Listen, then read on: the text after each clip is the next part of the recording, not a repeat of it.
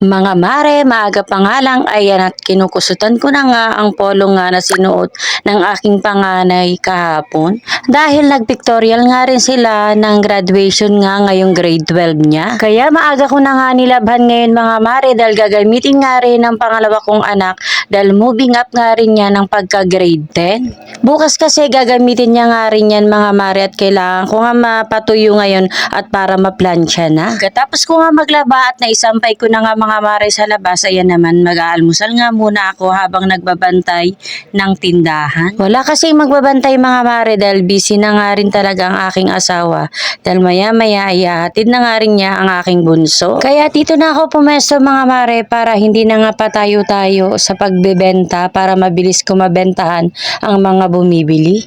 Para pag may bumili nga mga mare ay hindi na nga patawag-tawag pa. Minsan kasi pag ang mga anak ko nga nagbabantay, hindi talaga natutok sa tindahan, nandun sa cellphone nakatutok. Kaya pag ako ang nagbabantay at ang aking asawa, dyan lang talaga kami sa harapan nga ng tindahan para nakikita nga namin kaagad pag may bumibili.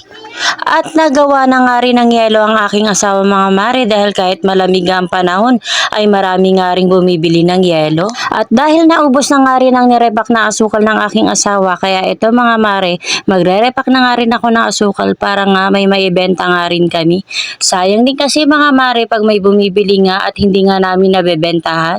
Kaya nagrepak na lang ako mga mare para yung customer ay hindi na nga aalis at dito na nga talaga bibili. Minsan din kasi mga mare may katamaran din talaga akong taglay. Pag ako tinamad talaga mga mare, hindi talaga ako nagre-repak. Pag sinipag naman ako mga mare, lahat ng repakin ay marerepak ko naman. Kaya sa sobrang sipag ko nga mga mare, talaga naman mamamanhid na nga lang talaga ang puwet ko kauupo dahil karerepak nga talaga. Pagkatapos ko nga mga mare magrepak ng asukal, ito naman ang sinunod ko, chlorine. Dahil matagal-tagal na nga rin kami mga mare na wala nga panindang chlorine. Hindi naman kasi ako mga mare bumibili ng repak na kasi konti lang nga ang tubo pag bumibili ka pag repak na. Hindi katulad mga mare pag ikaw na ang nagrepak kahit papano ay medyo malaki-laki nga ang tubo. Kailangan lang talaga mga mare ay sipag at tiyaga nga sa pagre-repak dahil makuti talaga ang pagre-repak nga nito. At hindi lang yun mga mare, matapang nga rin ang amoy nito at nalalanghap ko nga talaga. At nakapagrepak na nga rin ako dyan mga mare ng tawa sa toksalik. At ito naman nga ang sinunod ko, ang kamangyan. Dahil matagal na nga rin ito naka-stack mga mare, hindi pa nga ako nagtatrabaho ay binili ko na nga ito.